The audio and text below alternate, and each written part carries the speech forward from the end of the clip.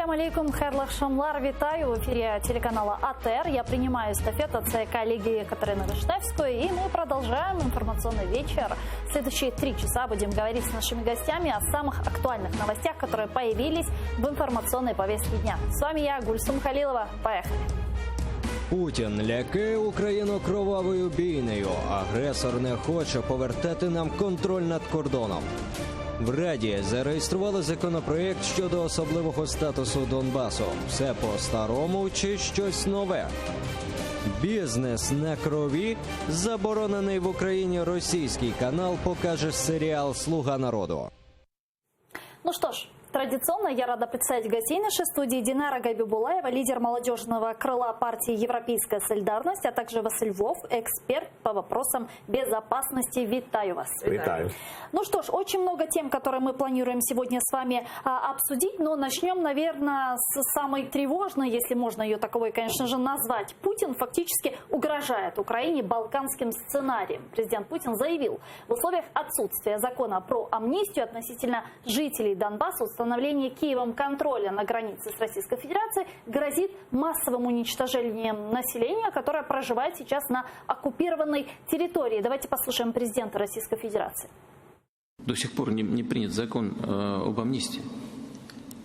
Договаривались в 2015 году, еще договорились. Закон принят, там решения есть какие-то, но ничего не введено в действие. Просто ничего не действует. Если вы обратили внимание, вчера я тоже об этом говорил, и украинская сторона все время ставит вопрос: дайте нам возможность закрыть границу войсками. Но я представляю, что дальше начнется. Серебряница будет. Это что, Путин намекает на массовую резню, что ли?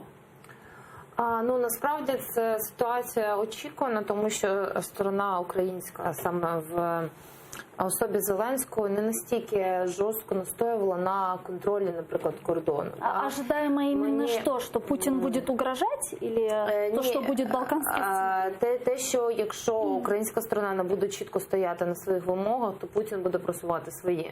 Це було відомо ще заздалегідь. Тобто ми розуміли, що Путін – це не якась компромісна людина, яка буде поступатися заради миру в Україні. Ні, такого не буде. Коли нам тут розказували балачки, що давайте домовимось з Путіном, от підемо, просто перестанемо стріляти і просто поговоримо, і все вирішиться, бачимо, ні. І тому для цього нам треба розуміти, що на кордоні мають стояти місії ООН, максимальна міжнародна увага має бути, тому що без цього ми розуміємо, що будуть розгортатися дуже жахливі сценарії. Тому мені здається, що зараз треба максимально консолідувати все ж таки міжнародну підтримку і треба вимагати все ж таки посилення санкцій у разі невиконання Росією своєї частини Мінських домовленостей. Василий, если я не ошибаюсь, в 1999 году Российская Федерация совершила марш-бросок на Приштину, открыто в помощь сербам. Говорит ли это о том, что теперь Российская Федерация намекает, что она еще более активно будет помогать боевикам на востоке Украины? Зі слів президента Російської Федерації Путіна я не почув, що вони збираються зробити якийсь марш, хоча ми маємо завжди... Ну, це намек, по-вашому, чи ні? Ні. Він говорив зовсім про інше, причому він допустив тактичну помилку, за яку потрібно сьогодні вже, я би вже чіплявся за його слова. Він хоче закон про амністію, тоді він передасть нам кордон, будь ласка. Він виписаний, його потрібно переглянути, амністувати тих, хто не причетний до вчинення тяжких злочинів. Там всі, за великим рахунком, сепаратисти, і всі мають формальні ознаки злочинів. Ми всіх не будемо притягувати. Давайте їх амністуємо. Але після цього, зразу після прийняття закону і вступу в силу, зразу хай починає передавати кордон. Я би радив і президенту, і нашому парламенту зараз же дати відповідь пану Путіну. Немає питань. Дайте нам тиждень, ми приймаємо закон про амністію, але ти пообіцяв, що передаєш кордон, якщо є закон про амністію. Давай. Але він говорить про інше. Він говорить, до речі, про те, що би сталося, якби в нас під контролем Російської Федерації, думайте тільки, як проводити вибори на окупованій території. Ну, А він говорить про різню, яка би почалася, якби ми там дійсно почали проводити вибори. Так, ага. Наші зайшли зі зброєю, нас зустріли зі зброєю, конфлікт, і при цьому конфлікті Росія вступає, Дебальцево-2, вступає на нашу територію, визволяє своїх нібито російськомовних і громадян, там 80%, за різними даними, хто каже 50-290 з паспортами Росії, визволяє і заходить уже на адмінкордони Луганської, Донецької областей, що і требувалось доказати, говорячи мовою окупантів. Динара.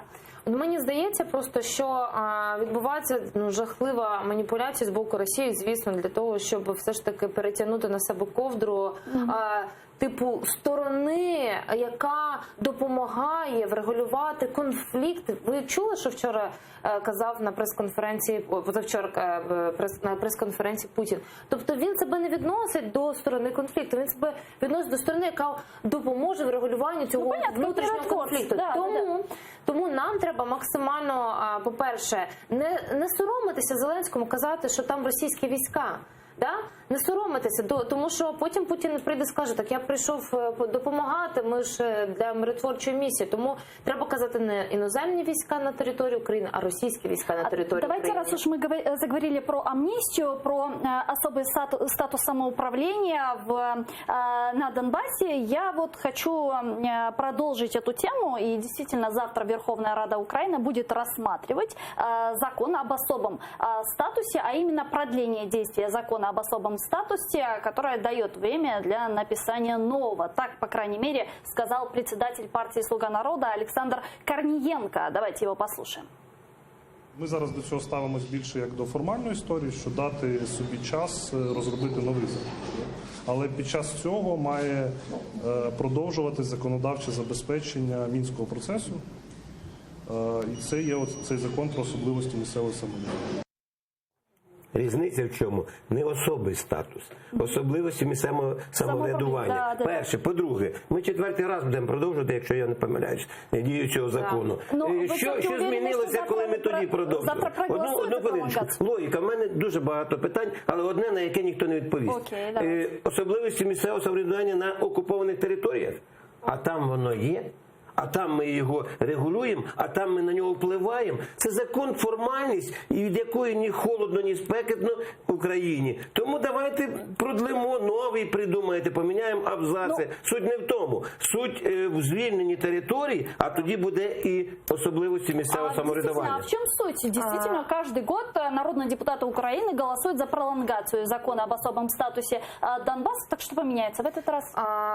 Нічого не зміниться, мені здається, тому що насправді влада теперішня критикує колишню владу за те, що вони приймали або підписували будь-які домовленості, але насправді сама і продовжується. Мені здається, значить, це один із таких шляхів, котрий взагалі дозволяє взяти цю передишку і зробити якісь правильні речі для України. Але суть не в тому, мені здається, суть в тому, що Путін буде наполягати на виборах. Все ж таки Путін наполягав, і вже це узгодили, про імплементацію формули Штайнмайєра у наше законодавство, що є дуже, все ж таки, на мою думку, загрозливою. Тому що формула Штайнмайєра, вона напряму каже про вибори на окупованих територіях, про що все ж таки не кажуть мінські домовленості, тому що мінські домовленості мали ж додатковий безпековий компонент, що вибори мають проводитися тільки після роззброєння і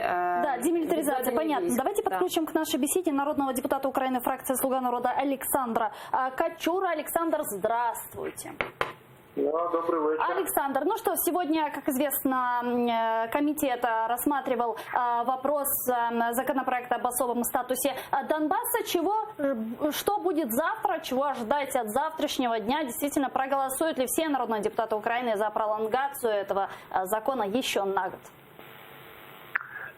Насправді, я входжу до профільного комітету, являюся заступником, і сьогодні абсолютна більшість народних депутатів нашого комітету висловилася про те, що необхідно цей прийнятий законопроект в частині зміни дати завершення дії, оскільки це суто технічне питання насправді.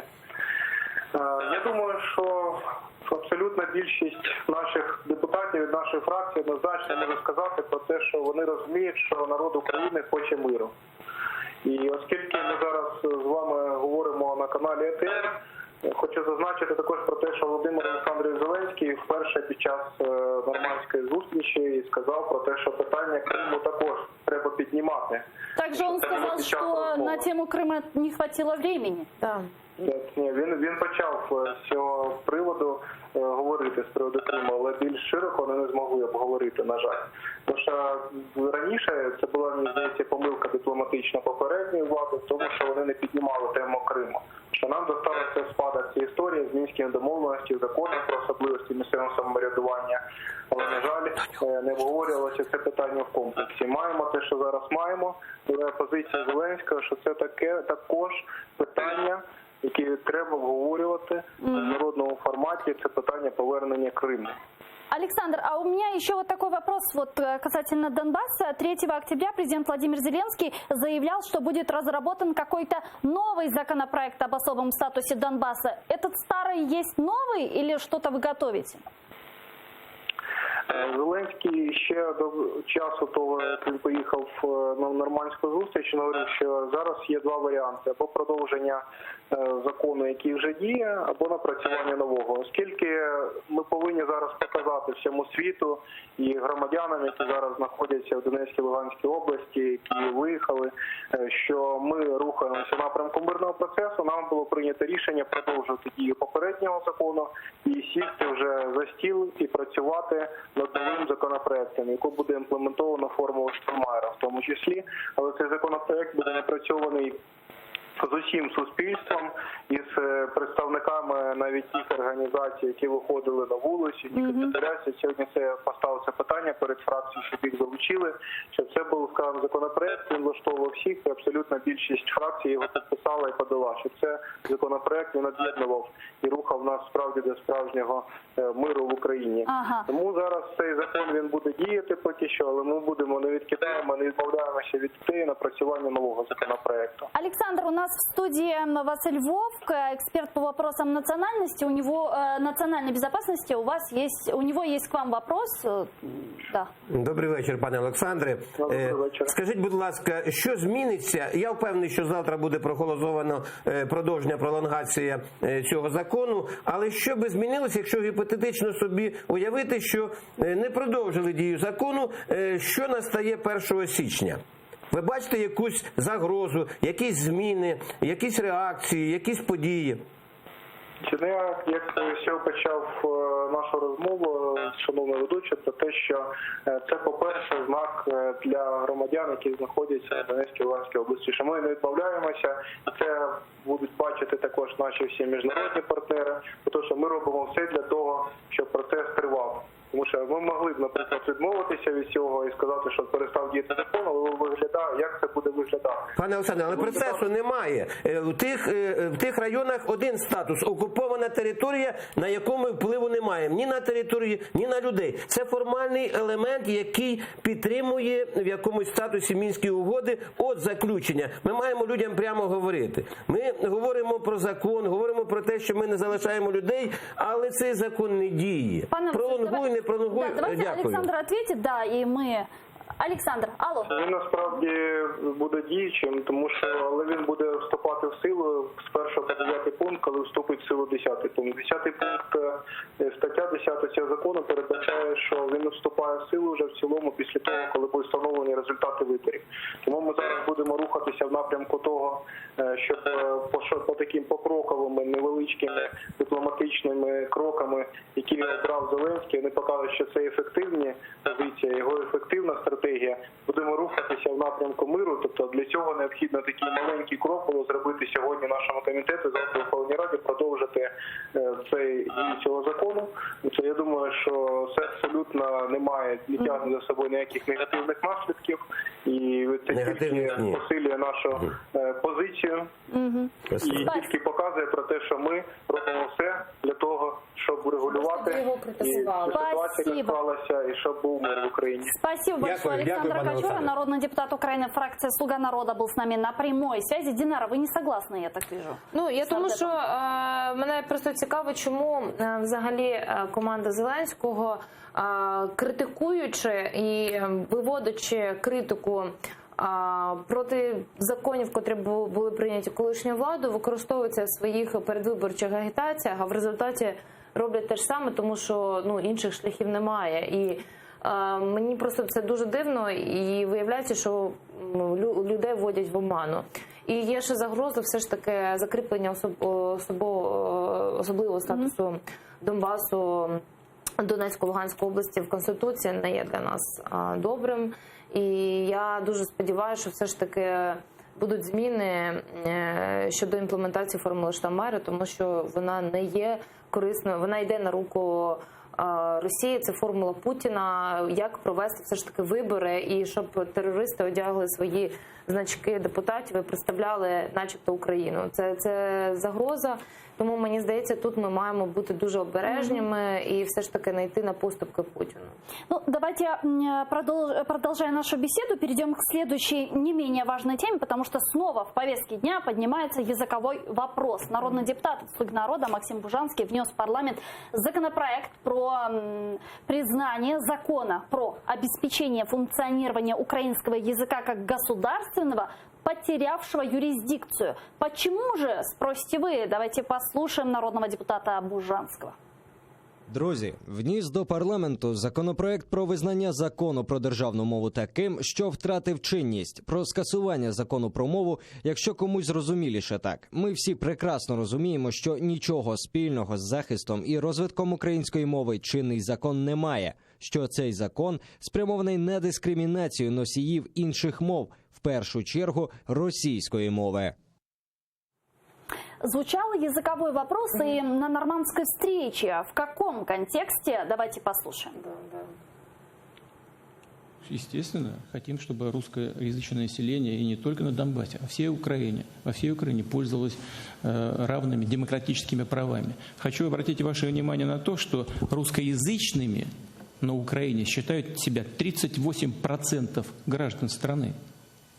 А со следующего года, как известно, все русские школы, так называемые, переводятся на украинский язык. Кстати говоря, представители других школ, насколько мне известно, венгерские, там, румынские, польские, только с 23 года. Как будто венгров на Украине больше, чем русскоговорящих. Просто у нас в Україні, ми ж з вами українці, ми знаємо, що у нас люди з непоганою освітою можуть розмовляти і на русскому язикі, і українською мовою. У нас все це, я, до речі, сьогодні говорив пану президенту Російської Федерації, у нас все це не заборонено. І навіть зараз, підкреслюючи це, я можу продовжити на русском язикі. Вот. И на английском языке у нас, кстати, в Украине все очень неплохо говорят. Правда? You understand me? Вот такое заявление послушали Зеленского, Владимира Путина, но все-таки я бы хотела акцентировать внимание на Бужанском, который внес, собственно, законопроект. Что это? Ну, насправді законопроект був внесений коли? На другий день, по суті, після нормандської зустрічі. І мені здається, но не подыгрывает ли он таким образом Путін? Звісно, підіграє, тому що це була умова, по суті, Путіна. І все, що робилося в Україні ці 5 років, це незалежна церква, це мова, це безвізовий режим. Всі ці речі євроінтеграційні, євроатлантичні його бісили. Він просто ненавидів владу і казав, що вони просто там фашисти, нацисти і тому подібне. Мені здається, що зараз Зеленський робить все можливе, аби Путін просто на нього ніякої там тіні не кинув. Але давайте подивимося, що питання мови – це безпекове питання. Чому? Тому що, пам'ятаєте, як Путін зайшов взагалі на територію України? Там я буду захищаємо наших громадян, котрі розмовляють російською мовою. Камон, я сама з Дніпра. Я розмовляла завжди російською мовою. Я з Криму. Ніхто ніколи мене ніяк не притісняв за те, що я розмовляю російською. Але я впевнена була, що школа, університет, заклади державні, музика, культура має бути українізована, фільми мають бути українські, має бути популяризація цього. І зараз «Слуга народу» прийшла просто і знову це перекреслила, а це значить, що наступне покоління може знову ж таки, як я в своєму дитинстві, включає Філіп Кіркоров. Еще не перекреслила, Я розумію, але вона это не позиция фракции. хоче це зробити. Давайте Ні, це подключим- позиція фракції. це не Нет, тільки Ткаченко він сказал, казав. что это не позиция фракции. Сегодня уже Ну, было мы- официальное заявление. Давайте подключим к нашей беседе Евгения Рыбчинского, народного депутата Украины 9-го созыва, 8-го созыва, который голосовал за законопроект. Алло, Евгений, здравствуйте. Алло, я вас вітаю щиро, і студію вітаю, і всіх наших глядачів. Я, крім того, що голосував, я був ініціатором і одним із співавторів. Да, витаем. Ну что вы думаете по поводу заявлений Бужанского и его, то, что он уже внес действительно в Верховную Раду Украины, этот законопроект об отмене языкового закона, который вы принимали, собственно? Ну, передусім я хочу сказати, що позиція Бужанського абсолютно співпадає з позицією Кремля, який завжди нищив все українське.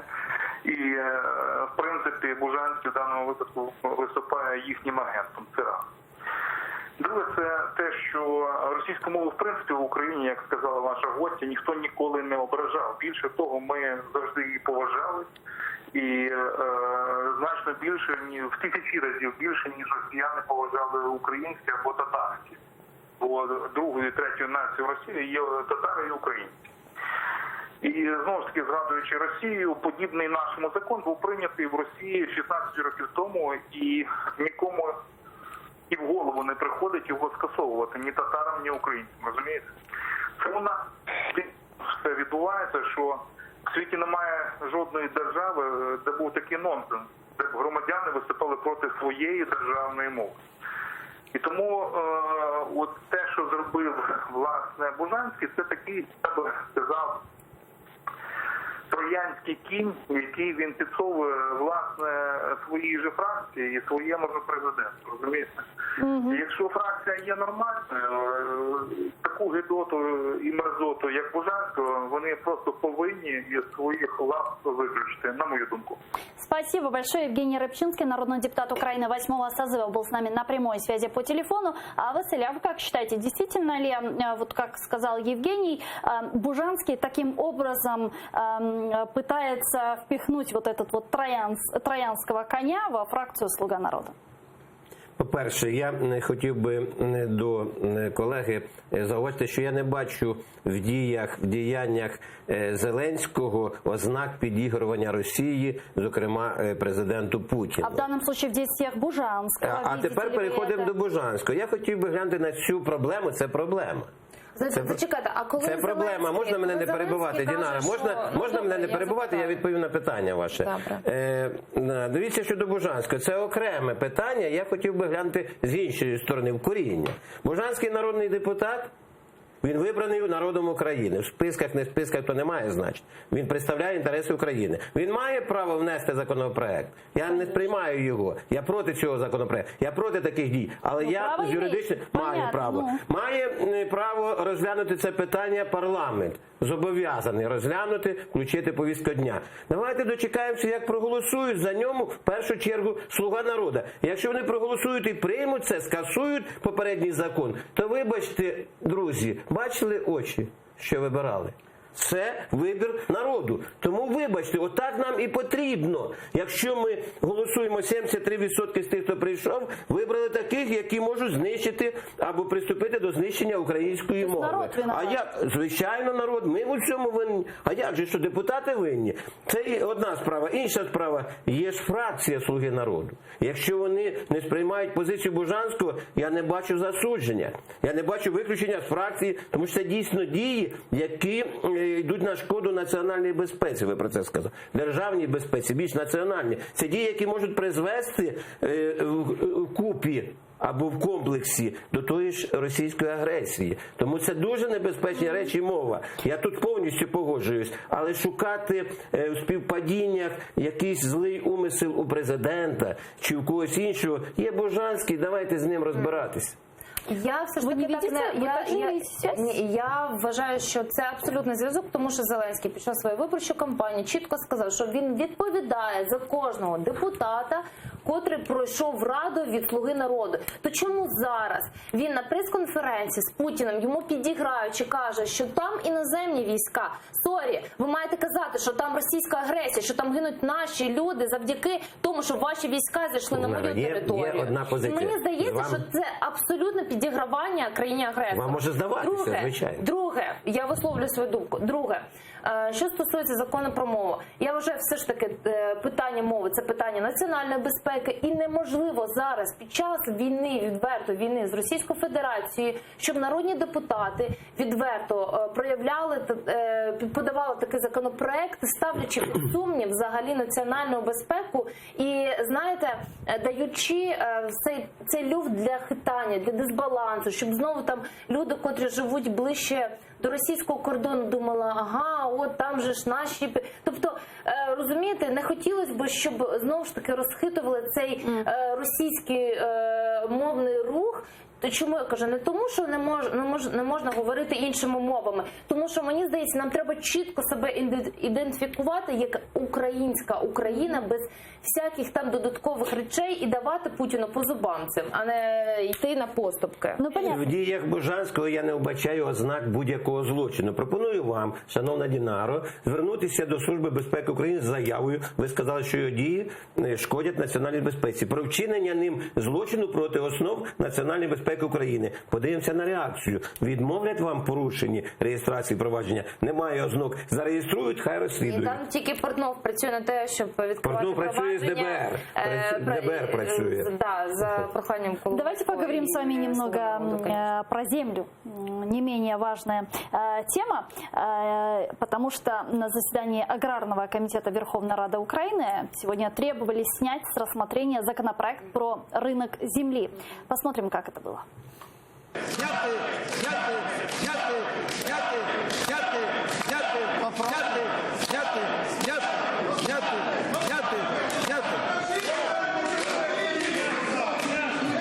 Микола Тарасович. Колеги. Микола Тарасович. Колеги. Микола Тарасович. В нас ще не одне засідання по правках. Зараз вони будуть структуризовані по групах. У нас засідання продовжується завтра на 8 годину. Микола Тарасович, дивіться, вам всі говорять, що проти того, щоб розглядався цей законопроект. Ну всі це говорять, шановні колеги. Ви бачите, те, що є в цьому залі, це маленька крихітка того, що є в українському суспільстві. Ось його голос. Навіщо ви це робите? Что думаете по поводу перспективы принятия законопроекта про открытие рынка земли? Каковы перспективы?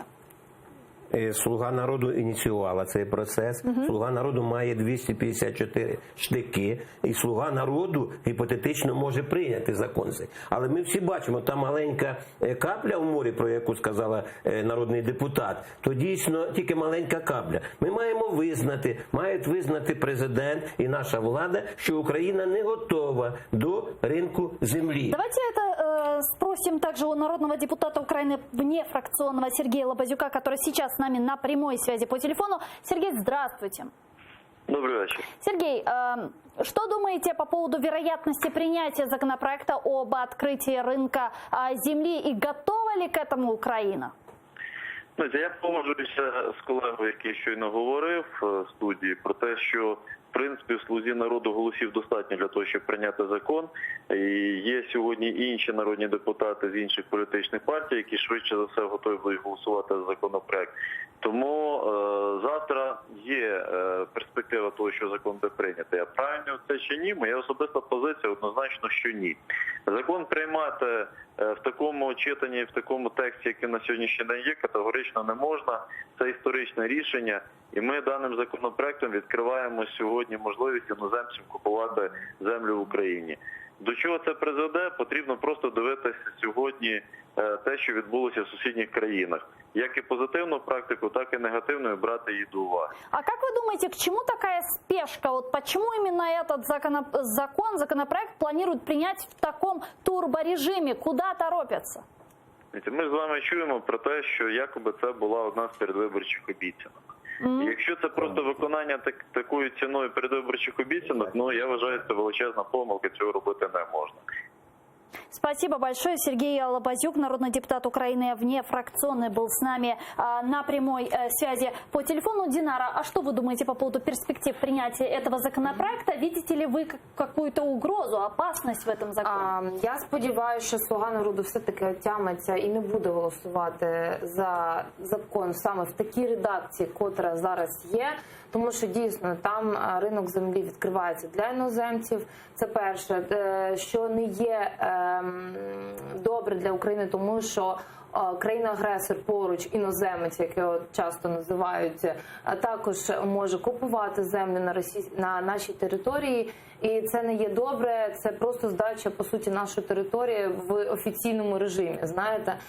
Мені здається, що треба, якщо навіть приймати такий закон, то треба, по-перше, підвищити ставку на продаж землі, тобто вона дуже дешево буде продаватися, якщо вона буде продаватися, і заборонити все ж таки іноземцям купляти землю.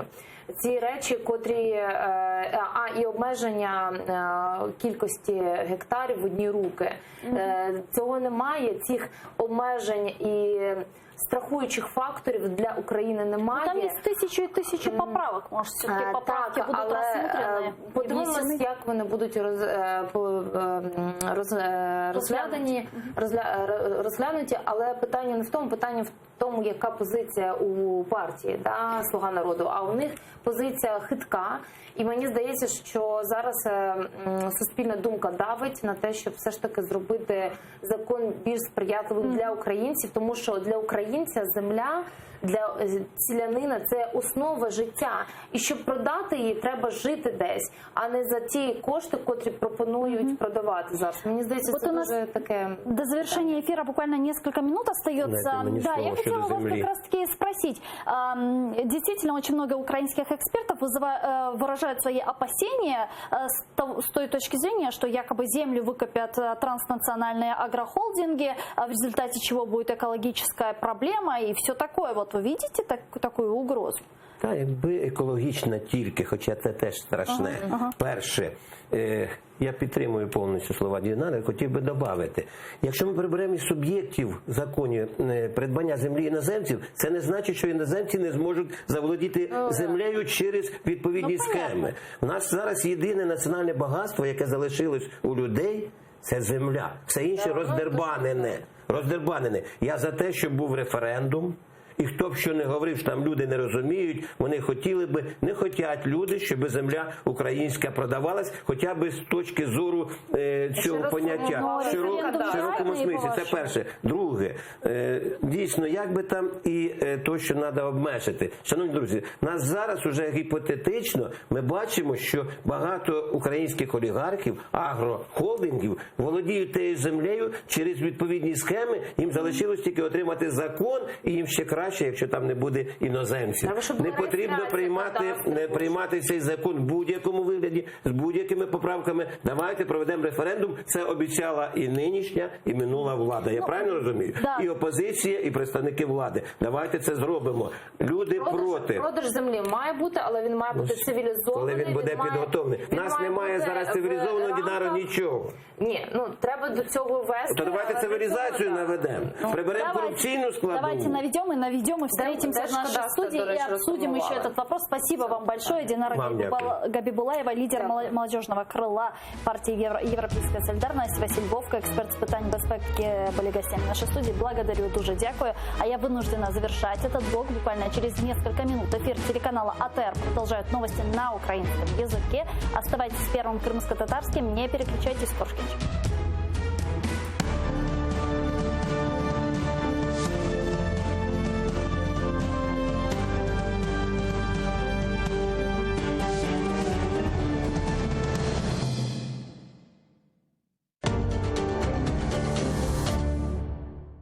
Я надеюсь, что я буду жить в Крыму тогда, когда Крым будет свободен.